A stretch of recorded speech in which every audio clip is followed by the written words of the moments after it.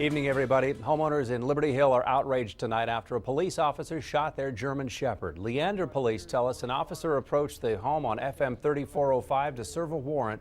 Turns out he had an out-of-date address, and when the dog charged him, he fired. The animal is expected to survive, though. KXAN's Ignacio Garcia has more. He made it to about right here is where he fired from. His shell casings were laying in this area. The police collected them up last night. James Simmons says he and his family were home Monday afternoon around 5 when they heard several shots out in their front yard.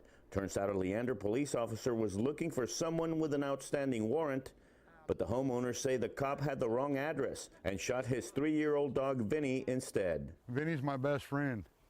You know, I've had him since a pup.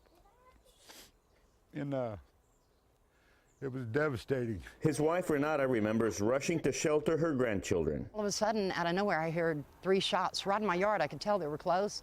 I jumped up, I ran out, I was panicking. Leander police say Officer Woodson Blaze was there to serve a warrant where several residences sit in one big lot. He approached the house closest to the highway and knocked on that door, and it just happened.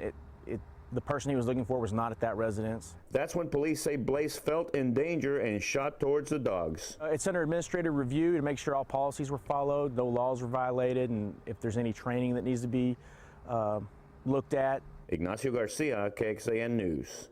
Now, Vinny, the dog's vet bill is $500 so far. The owners say they don't know where they're going to be able to get the rest of the cash needed to nurse that pup back to health. And Austin police faced a similar situation last year, you might remember, when an officer shot and killed a blue heeler named Cisco in East Austin. Thousands of people expressed outrage over that incident, prompting APD to put new dog policies in place. Going in depth now, Austin police are now forced to take a 2-hour training course on how to manage dogs while doing their jobs.